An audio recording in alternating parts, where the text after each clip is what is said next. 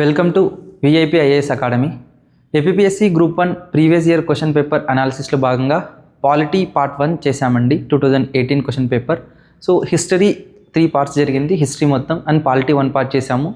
ఇది దానికి పార్ట్ 1కి కంటిన్యూషన్గా పార్ట్ 2 చేస్తున్నాము. Will look up on the questions. The first question అండి, the president may appoint a governor of a state as the administrator of an adjoining union territory. Such governor in the administration of union territory shall exercise his functions అని అడుగుతున్నారండి. భారత రాష్ట్రపతి ఒక స్టేట్కు ఉన్న గవర్నర్ని, for example ఒక స్టేట్కి governor ఉన్నారు, ఈ స్టేట్ గవర్నర్ని దాని పక్కనే ఉన్న ఒక యూనియన్ టెరిటరీకి కూడా లెఫ్టినెంట్ గవర్నర్ చేశారు. యూనియన్ టెరిటరీ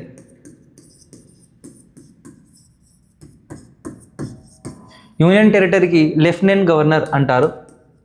లెఫ్టినెంట్ గవర్నర్గా కూడా చేశారు. అప్పుడు ఆయన ఎలా బిహేవ్ చేయాలి అనే దాన్ని బట్టి చెప్తున్నారండి. So he will B governor of a state and he will also be the lieutenant governor of particular union territory. అప్పుడు ఆయన ఎలా ఎవరి అడ్వైస్ మీద పనిచేయాలి, డిస్క్రిప్షన్ అనేది ఆప్షన్స్ ఇచ్చారు. Will look up on the statements అండి. On the aid and advice of his council of ministers లేదండి, ఎందుకంటే కౌన్సిల్ ఆఫ్ మినిస్టర్స్ ఇక్కడ స్టేట్లో మాత్రమే ఉంటారు. మనకు యూనియన్ టెరిటరీలో కొన్నిలో లెజిస్లేచర్ ఉండదు కాబట్టి ఇక్కడ మనకు క్లియర్గా లెజిస్లేచర్ యూటీ విత్ లెజిస్లేచర్ అని చెప్పలేదు కాబట్టి definitely it is wrong. And then as such administrator independently of his council of ministers. Yes, కానీ దీన్ని హోల్డ్లో పెట్టండి, ఎందుకంటే హీస్ కౌన్సిల్ ఆఫ్ మినిస్టర్స్ అంటే యాక్చువల్లీ ఏ స్టేట్కి అయితే ఆయన గవర్నర్గా ఉన్నారో ఆయన దగ్గర ఉన్న కౌన్సిల్ ఆఫ్ మినిస్టర్స్ అని అడుగుతున్నారు. బట్ హోల్డ్లో పెట్టి మిగతా ఆప్షన్ చూద్దామండి.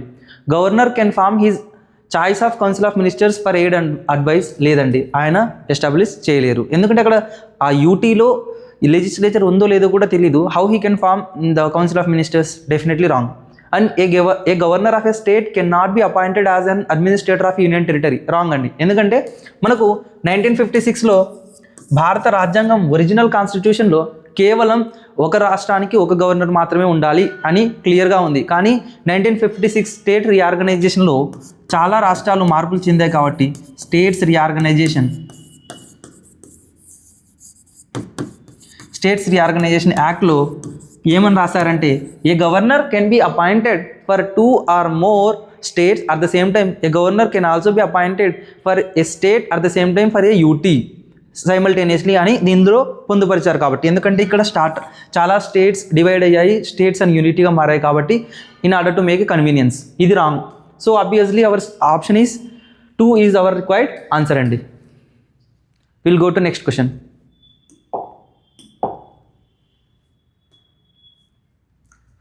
Next question, parliament has the power to enact laws with respect to a matter in the state list in the national interest. In this regard choose the wrong answer అన్నారండి. Wrong ఏది అని అడిగారు. Actually భారత ప్రభుత్వం is legislature, parliament of India national ఇంట్రెస్ట్లో state లిస్ట్లో ఉన్నదాన్ని ఏదాన్నైనా act చేయవచ్చు, బట్ కింది వాటిలో ఏ కండిషన్లో చేయకూడదు అని అడుగుతున్నారు. Will look up on the 1 by 1 అండి. On the request of 2 or more state. Yes, 2 లేదా అంతకన్నా ఎక్కువ రాష్ట్రాలు సార్ మాకు ఈ సబ్జెక్ట్ పైన ఒక ఏమంటారు లా కావాలి, ఒక చట్టం కావాలి అన్నప్పుడు పార్లమెంట్ ఆ చట్టం చేసి ఏ రాష్ట్రాలు అయితే అడిగాయో అక్కడ అది అమల్లో ఉండేటట్లు చేస్తుంది. ఒకసారి ఇట్లా అడిగిన తర్వాత మళ్ళీ బ్యాక్ తీసుకోవడానికి స్టేట్స్కి అర్హత ఉండదు. So but it is right, parliament చేస్తుంది. Then legislation for giving effect to international agreements. Yes, అంతర్జాతీయ అగ్రిమెంట్స్ని, ఇంటర్నేషనల్ అగ్రిమెంట్స్ని ఏమంటారు ఇంప్లిమెంట్ చేయడానికి పార్లమెంట్ ఆఫ్ ఇండియా స్టేట్ లిస్ట్లో ఉన్న సబ్జెక్ట్ మీద కూడా లా చేయవచ్చు. It is also true. And then both union and state governments have absolute freedom. The word use చేయండి, absolute freedom to make laws related to concurrent list లేదండి. Actually absolute freedom లేదు, చెప్తానండి. First స్టేట్కి absolute freedom లేదు, ఎందుకంటే చెప్పాలంటే concurrent లిస్ట్లో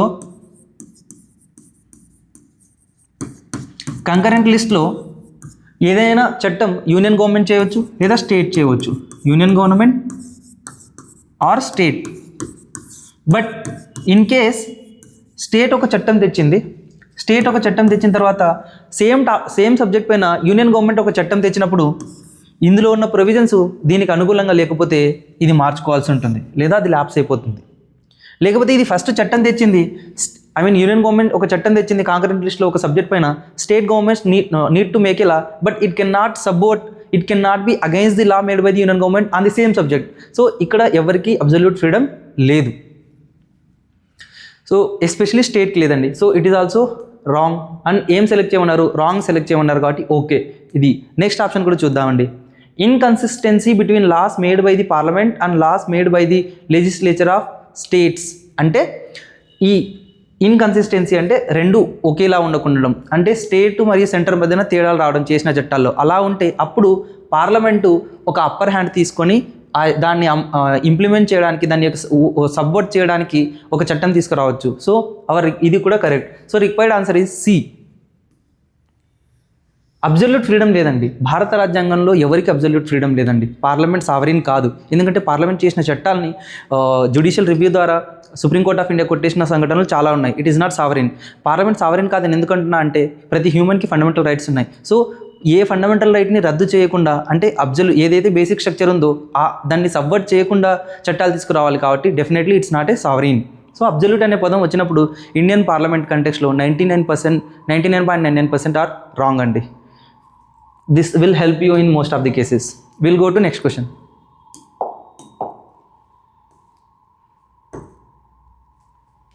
The next question.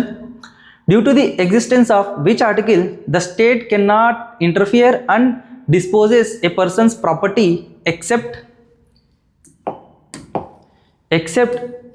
in accordance with the procedure established by law అన్నారండి. ఇది సింపుల్గా వర్డ్స్ మార్చారు. సింపుల్గా చెప్పాలంటే ఏముంది అంటే, ఒక పర్సన్కి ప్రాపర్టీ ఉంటుంది.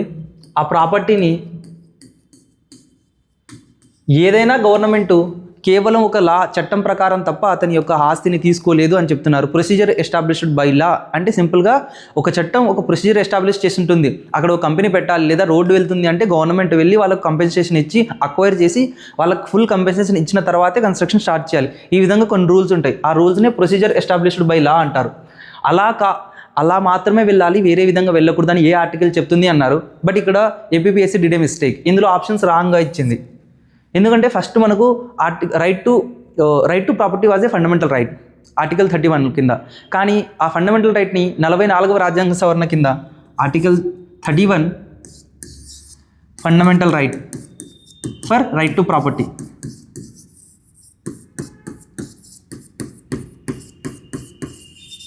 కానీ 44వ రాజ్యాంగ సవరణ 44th constitutional amendment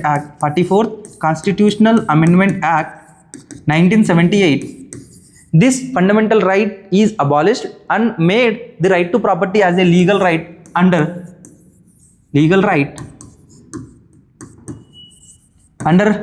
article 300A.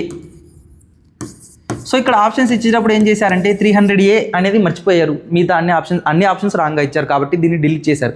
300 ఇచ్చారు రాంగ్, 330A ఇచ్చారు రాంగ్, 299A. యాక్చువల్గా ఇందులో నాలుగిట్లో ఏదో ఒక చోట 300A ఇవ్వాల్సింది ప్రింటింగ్ మిస్టేకో లేదా వేరే అదర్ మిస్టేకో తెలియదు, కానీ అందువల్ల ఈ క్వశ్చన్ని డిలీట్ చేయడం జరిగింది.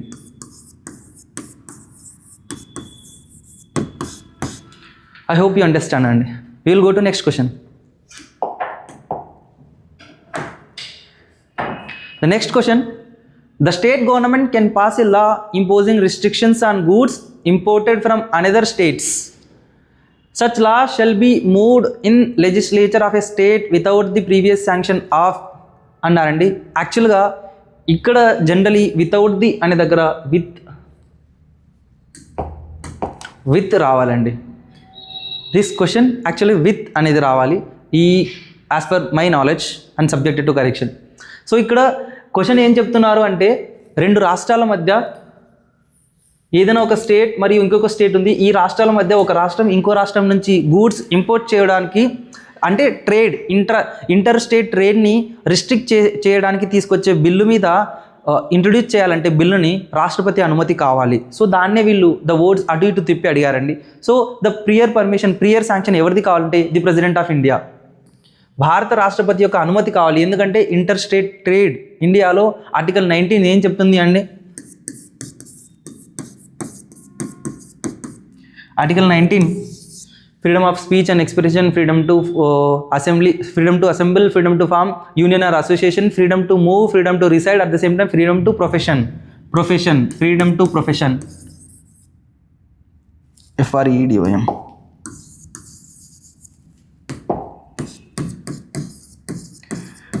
Freedom to profession within the territory of India,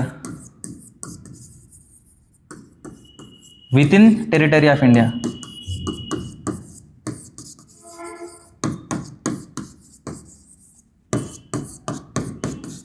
with in territory of India అన్నారండి. సో భారతదేశ భూభాగంలో ఎక్కడైనా ఫ్రీగా వర్తక వ్యాపారాలు చేసుకోవడం, నచ్చిన పని చేసుకోవడం అనేది ఆర్టికల్ 19 ఫండమెంటల్ రైట్ భారత రాజ్యాంగం మనకి ఇచ్చింది. కాబట్టి అటువంటి వాటిపైన రెస్ట్రిక్షన్ తెచ్చేటప్పుడు ఒక రాష్ట్రం కేంద్ర ప్రభుత్వం దగ్గర అంటే ప్రెసిడెంట్ ఆఫ్ ఇండియా దగ్గర ముందస్తు అనుమతి తీసుకోవాలి.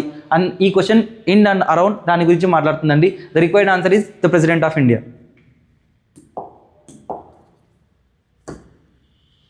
ద నెక్స్ట్ క్వశ్చన్ అండి, choose the correct answer relating to the supreme court of India అన్నారు. భారత న్యాయస్థానం, అత్యున్నత న్యాయస్థానం సుప్రీం కోర్ట్ ఆఫ్ ఇండియా గురించి ఒక్కొక్క స్టేట్మెంట్ చూద్దామండి. A supreme court judge addresses his resignation to the chief justice of India అన్నారు. లేదండి, సుప్రీంకోర్టులో దాదాపు 34 మంది జడ్జెస్ ఉంటారు. Chief justice of India plus 33 other judges. Time to time మారుతూ ఉంటుంది. బట్ ఈ జడ్జెస్ ఉంటారు కదా, వీళ్ళు ప్రెసిడెంట్ ఆఫ్ ఇండియాకి రెజిగ్నేషన్ ఇస్తారు. ప్రెసిడెంట్ ఆఫ్ ఇండియాకి, చీఫ్ జస్టిస్ ఆఫ్ ఇండియాకి కాదు. So this statement is wrong. Correct statement కనుక్కోమన్నారు కాబట్టి it is not hour required answer. The supreme court does not have power to review its own judgement. లేదండి, supreme court తను ఇచ్చిన జడ్జ్మెంట్ని మళ్ళీ review చేసే అధికారం ఉంది. ఎగ్జాంపుల్ చెప్పాలంటే ప్రియంబుల్ని ఇనీషియల్గా ఏం చెప్పింది అండి, ఇనీషియల్గా supreme court of India preamble is not part of the constitution అని చెప్పింది. మళ్ళీ ఎల్ఐసి ఆఫ్ ఇండియా కేసులో it is part and parcel of, it is an integral part of the constitution of India. Preamble is an integral part of constitution of India అని చెప్పింది. So తన own జడ్జిమెంట్ని review చేసింది. Definitely ఇది ఉంది. Then all civil and judicial authorities in India shall act in aid of the supreme court. Yes, ఇది article 144 of the constitution. Article 144 of the constitution ప్రకారం భారతదేశంలో ఉన్న ప్రతి ఎంటిటీ, అది what is called executive entity, administrative entity and judicial entity, supreme court of ఇచ్చిన డైరెక్షన్స్ని, ఇచ్చిన ఆర్డర్స్ని implement చేయడానికి ఖచ్చితంగా ఎయిడ్ అండ్ అడ్వైస్లో పనిచేయాలి. డెఫినెట్లీ ఎయిడ్గా పనిచేయాలి. It is right. At the same time the supreme court has the autonomy to make rules for the practice and procedure of court. Yes, ఇది కూడా కరెక్టే అండి. కానీ ఇది limited, partially correct. Sir partially ఏంటి సార్, అయితే కరెక్ట్ లేదా wrong అనాలి. కానీ అంటే పార్షియలీ కరెక్ట్ ఎందుకంటే కొన్నిసార్లు కొన్ని ప్రొవిజన్స్కి, కొన్ని ప్రొసీజర్స్ లాకి కట్టుబడి ఉండాలి. లిమిటెడ్ బై ఈ అటానమీ, this autonomy of the supreme court limited by parliamentary loss.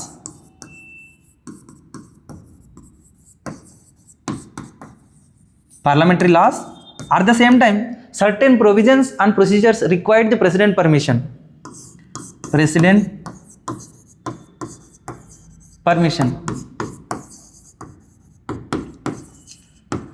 So, as per my knowledge and as per my decipherence, option 3 is our required answer. But however APSC కీలో మనకు 4 ఇచ్చింది. ఒకసారి దాన్ని మళ్ళీ మీరు క్రాస్ చెక్ చేసుకోండి.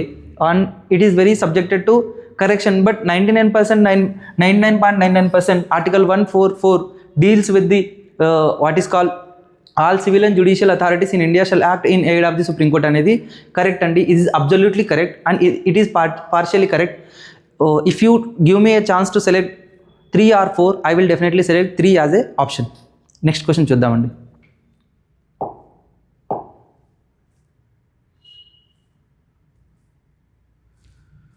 Next question. The objectives specified in the preamble contain the basic structure of our constitution. In this regard, choose the correct answer అన్నారండి. మన ఏవైతే భారత రాజ్యాంగంలోని ప్రియంబుల్లో పీఠిక లేదా ప్రవేశిక అంటారు, అందులో ఉన్న objectives Liberty, equality, fraternity, at the same time justice, sovereign, socialist, democratic, republic, ఇవన్నీ ఉన్నాయి కదండి. ఈ ఏవైతే ఉన్నాయో sovereign, socialist, secular, democratic, republic, justice, Liberty, equality and fraternity, ఇవి ఏవైతే ఉన్నాయో కింది వాటిలో దేనికి సంబంధించి ఉంటాయి అంటే వాటిని మనం ఎలా యూస్ చేసుకోవచ్చు అనే విధంగా క్వశ్చన్ అడిగారండి. సో మనం ఒక్కొక్క స్టేట్మెంట్ చూద్దాం. The idea of basic structure is explained in the constitution passed on 26 January 1950. లేదండి, ద బేసిక్ స్ట్రక్చర్ అనేది కేశవానంద భారతి కేసులో సుప్రీంకోర్టు ఇచ్చింది. The idea of basic structure given by the supreme court in Kesavananda Bharati case.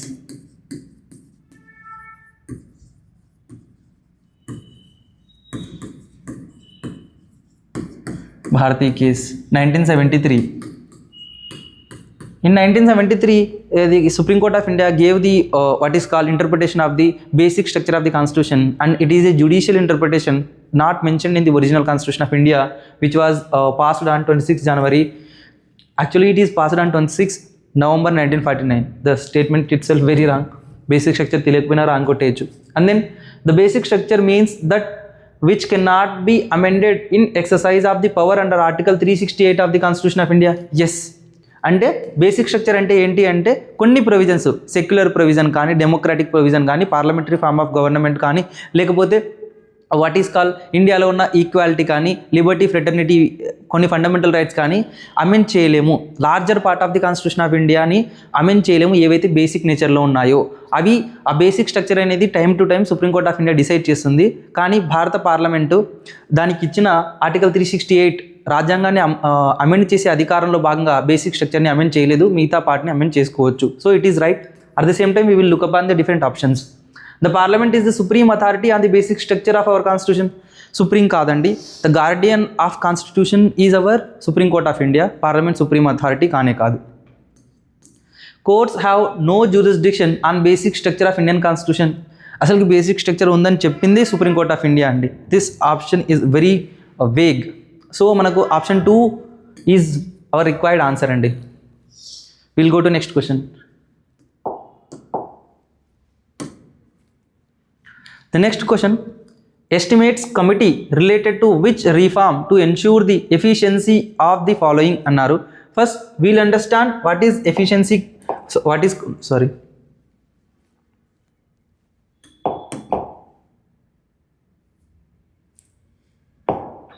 మనం ఎస్టిమేట్స్ కమిటీ అంటే ఒకసారి చూద్దామండి. Estimates committee is a parliamentary standing committee. పార్లమెంటరీలో 2 kinds ఆఫ్ కమిటీస్ ఉంటాయి. పార్లమెంటరీ కమిటీ,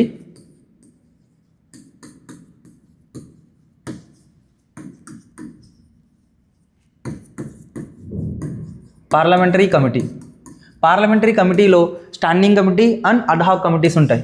స్టాండింగ్ అంటే permanent standing committee, ad hoc committees.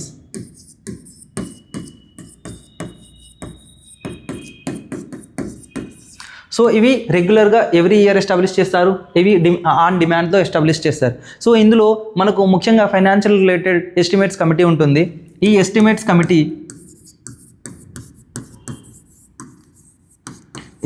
Committee 30 మెంబర్స్తో, largest parliamentary standing committee 30 మెంబర్స్తో ఉంటుంది. 30 మెంబర్స్ అండ్ దీని యొక్క స్పెషాలిటీ ఏంటి అంటే all 30 members from the only Lok Sabha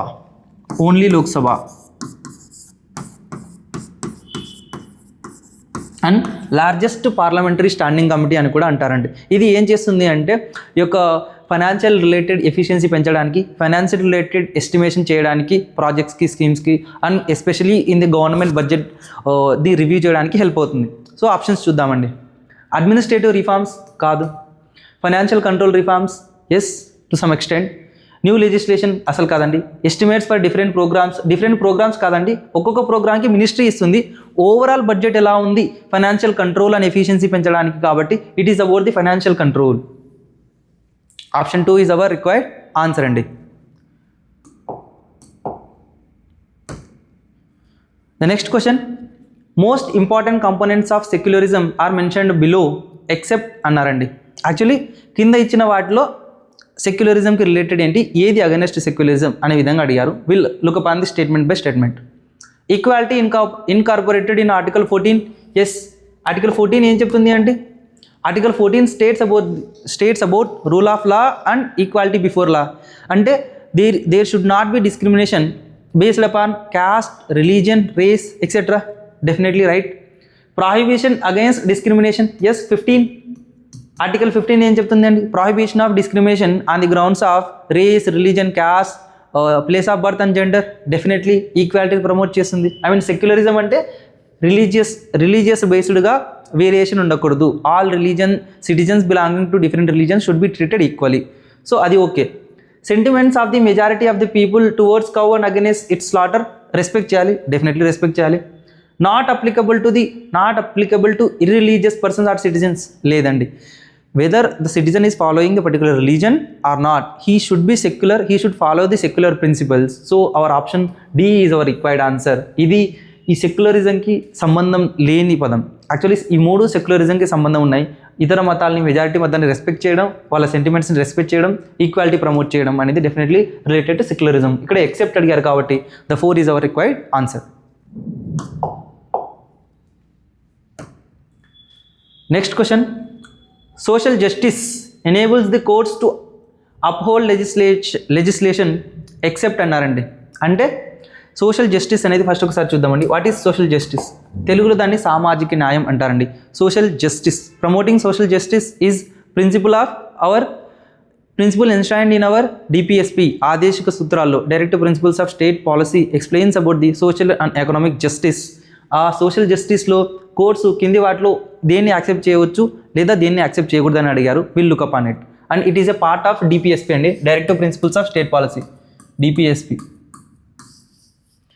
part 4 DPSP ఎందులో ఉంటుందంటే పార్ట్ 4లో ఉంటుంది. ఆర్టికల్ 36 నుంచి 51 వరకు ఉంటాయి. ఇవి గుర్తుపెట్టుకోండి. To remove economic inequality, yes economic inequality తీయడం కోసం కోర్ట్స్ ఏదైనా చేయవచ్చు. To provide a decent standard for living to working people, yes working people అంటే లేబర్స్ కానీ వర్కర్స్ కానీ to decent standard of living కోసం లివింగ్ వేజెస్ కానీ వర్కింగ్ కండిషన్స్ కానీ అలాంటివి ప్రొవైడ్ చేయడానికి definitely. To protect the interest of the weaker section of society, yes it can done.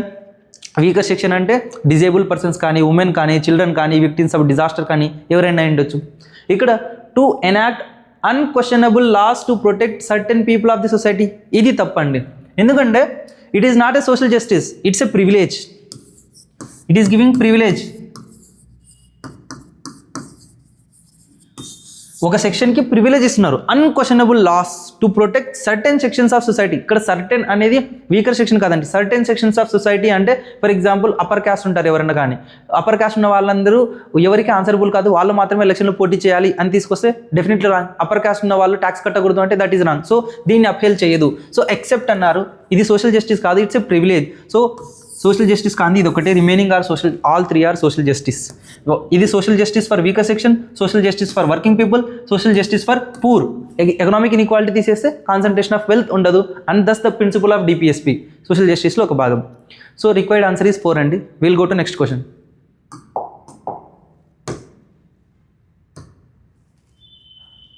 Next question, A person whose freedom of movement has been taken away by imprisonment or detention does not thereby lose his freedom of అన్నారండి. సింపుల్గా చెప్పాలంటే ఒక వ్యక్తిని arrest చేస్తే preventive detention అయినా punitive detention అయినా, sir what is the difference అంటే punitive detention అంటే ఒక వ్యక్తి తప్పు చేసిన తర్వాత తీసుకెళ్ళి అరెస్ట్ చేయడం, తర్వాత కోర్ట్ ప్రొసీడింగ్స్ ఉంటాయి. ప్రివెంటివ్ డిటెన్షన్ ఏంటి, పీడీ యాక్ట్ అంటుంటారు. అంటే ఏంటంటే ఒక వ్యక్తి తప్పు చేస్తాడు అనే డౌట్ వచ్చి అనుమానంతో తప్పు చేయకుండా ఆపడానికి చేసే అరెస్టే ప్రివెంటివ్ డిటెన్షన్ అంటారు. సో ఇలా ఎవరినైనా అరెస్ట్ చేస్తాం. By the way what is preventive or punitive? Arrest చేసిన తర్వాత డిటెన్షన్ అంటే jail, he will be kept under bars, jail లోపల ఉంచుతాం. అప్పుడు ఏ ఫ్రీడమ్ ఆయన దగ్గర నుంచి తీసుకోలేము అంటే ఒక్కొక్కటి చూద్దామండి. ఫ్రీడమ్ ఆఫ్ ఎక్స్ప్రెషన్, మాట్లాడగలిగేది, డాట్ పెడదాం. ప్రొఫెషన్, అతను పని చేయాలంటే ఖచ్చితంగా ఆఫీస్కి వెళ్ళాలి లేదా వర్కింగ్ ప్లేస్కి వెళ్ళాలి. ఆయన వేరే చోటు వర్కర్ అయితే, లేబర్ అయితే ఇండస్ట్రీకి వెళ్ళాలి. సో ఈయన పనిని ఆపేసినట్లే, డెఫినెట్లీ అక్కడ జైల్లో పని మాత్రమే ఇవ్వరు. Employment, profession and employment almost same. Work, earning, profession and employment చేస్తేనే డబ్బులు వస్తాయండి, ఎర్నింగ్స్ రావు. జనరల్గా యాక్షన్ ఆయనకు ఉండే ఏంటి అంటే కోర్టులో ఉండే హక్కు. ఈవెన్ కోర్టుకు వెళ్ళినా కూడా ఫ్రీడమ్ ఆఫ్ ఎక్స్ప్రెషన్. జైల్లో ఉన్నప్పుడు కూడా మనం పుస్తకాలు రాయవచ్చు, జైల్లో ఉన్నప్పుడు కూడా మనం మాట్లాడవచ్చు, మన లాయర్ని కలవచ్చు. So it's a freedom of expression.